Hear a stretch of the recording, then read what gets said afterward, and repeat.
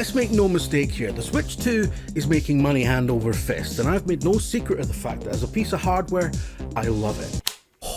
It's sleeker, it's more powerful, it's got a bigger screen, the Joy-Cons don't feel like they were designed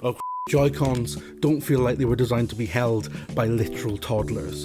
But despite these great hardware improvements, it's been the most damp squib of a console launch since, well, everyone since the PS4 has been a bit of a let's face it. You're probably expecting me to talk about the screen now. I know there's a lot of debate about whether Nintendo have let the side down by not putting an OLED screen in as standard, because we all know the OLED model is coming out at some point. But honestly, I don't think it matters that much. The LCD that's in it it's perfectly fine for handheld play. It's bright, it's very sharp. I actually think the colour reproduction is really good, it really pops. There's clearly some compromises that have been made in terms of cost and battery life, but look, the screen is the least of the Switch 2's worries. The Switch 2's problem is that there's no killer app. There just isn't.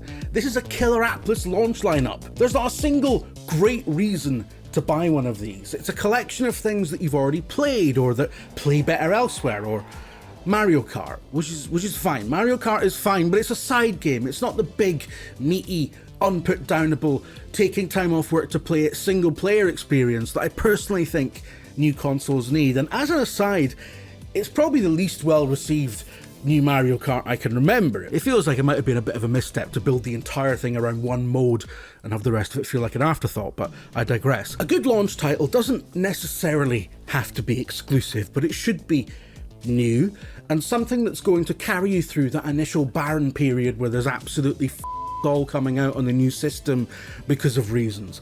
I'm thinking Assassin's Creed 4 Black Flag, the best launch title for the PS4, bar none. Sorry, Knack fans. An involving, long, spectacular open world action adventure that carried us through some pretty barren weeks after the big launch. I'm not saying the Switch 2 doesn't have that sort of game. I mean, you can play Black Flag on it for one thing, but it's not even a good version of Black Flag. It's the crappy Switch 1 port and the game's ancient anyway. See, that's the thing with the Switch 2's library at the moment. There's so many caveats. There's always a question like, but why would I play that game now?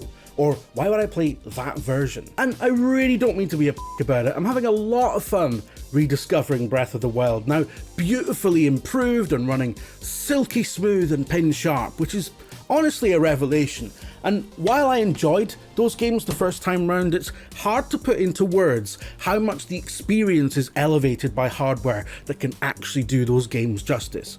Whereas before it felt like Breath of the Wild and Tears of the Kingdom had been squeezed onto hardware that could barely contain them, the Switch 2 versions of these feel definitive, finally set free to be played as they were envisioned. And it's not just that they look better, it's that they feel better in the hands. All that compelling systems-based gameplay and gorgeous art direction now delivered with the satisfying immediacy of a locked 60 FPS presentation. But however you slice it, that's a lot of money to play games from years back. Consider the big third-party jewel in the Switch 2's lineup, a port of Cyberpunk 2077, touted by the developer to be the best version of the game on handheld.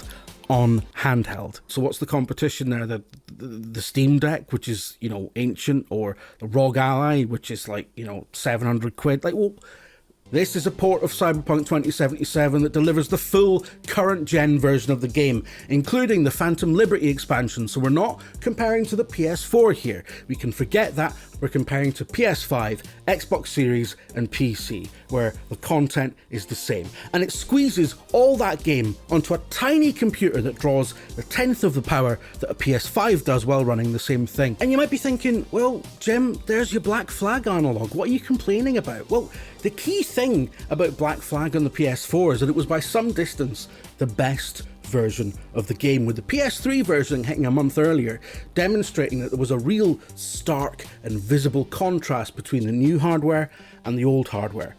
Cyberpunk on Switch 2 also demonstrates that, but not in a good way. That's not to say it isn't technically really impressive. Much like the port of The Witcher 3 on the original Switch, it feels like a miracle. It's an incredible party trick to get these system-melting games to run and be playable on a comparative hairdryer. But it is a party trick, because these are not good versions of those games. And I know some people will, but I just can't imagine sitting for 80 to 90 hours playing something that is supposed to be hyper-realistic, engaging, involving, and spectacular in Vaseline vision on a comparative postage stamp. When I think about that, I'm reminded of David Lynch talking about watching movies on an iPhone. You remember that clip? It's such a sadness that you think you've seen a film on your f***ing telephone.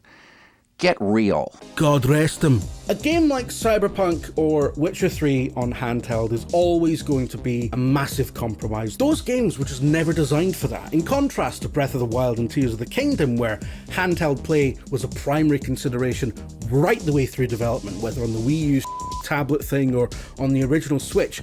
You can see just from the art direction that those games were designed to be easily parsable on small screens. Enemies coming in all colours that contrast with the environment.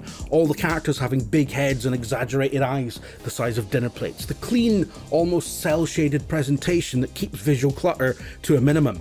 Those games are perfectly readable on any size of screen, and that's baked into their design. Not so with Cyberpunk, with its photorealistic urban sprawl that's thick with grime and billowing trash, naturally proportioned people with tiny heads, and thousands of neon signs designed to look like they're competing for your attention, like in a real city. This game has not been designed with the considerations of small screen gameplay in mind at any stage.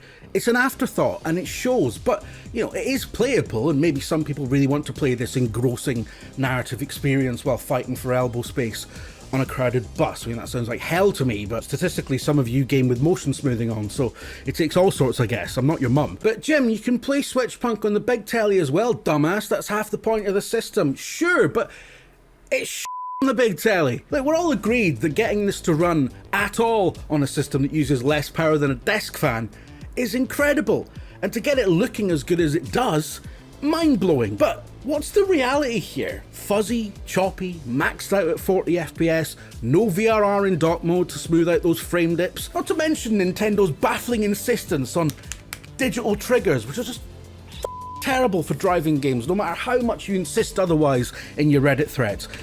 Being a great feat of software engineering doesn't mean it's good. Not when the PS5 version is right there. Even the Series S version is preferable. My point here is that Cyberpunk is a terrible proposition on Switch 2 by its very nature. Its only advantage compared to other systems is that you can play it on the move. But it's baffling to me that anyone would want to do that. You can watch Lawrence of Arabia on the National Express to South Shields if you want to, but that doesn't make it a good idea. You're not exactly going to take it in, are you? In half the shots, Peter O'Toole is miles away from the camera. You can't see him. I'm Cam. The Switch 2 needed a proper launch game to really seal the deal. Personally, I think Tears of the Kingdom should have been held back for it, but maybe that's unrealistic. It would have been nice if the upcoming Red Faction Guerrilla had been a launch title, because I think it looks like something really special, and in its own silly way is the kind of engrossing single-player experience that really makes a new console feel like a good investment, and possibly a secret prequel to Mario Odyssey made by the same team, which is music to my ears, because Mario Odyssey bangs. We know the games will come at some point, and there's lots of Nintendo first-party games waiting in the ether to become modern classics. And in 5 years' time, people will barely remember what the state of play was at launch. That's just how these things go. Nobody remembers this stuff. I mentioned about Black Flag being a PS4 launch title to a friend of mine the other day, and he was adamant that it wasn't. He was like, no, I played that on the PS3. I'm like, aye, you played it on PS3 a month before it came out on the good machine, you lemon. Perhaps what the Switch 2 really demonstrates is that nowadays, with such an emphasis on remasters and incremental upgrades and various other ingenious ways they've come up with to sell us the same game multiple times, the launch lineup for a new console really doesn't matter as much as it used to. Here's all your old again, but slightly better, or in Cyberpunk's case, worse, but playable on the toilet, is now the real proposition, while the time and treasure costs of game development continue to balloon and slow the release schedule down to a trickle. Look, I might have invented a guy sitting watching Lawrence of Arabia on the National Express to South Shields on an iPhone 4. But if that ever happened, that's outrageous. Listen, I'm really old.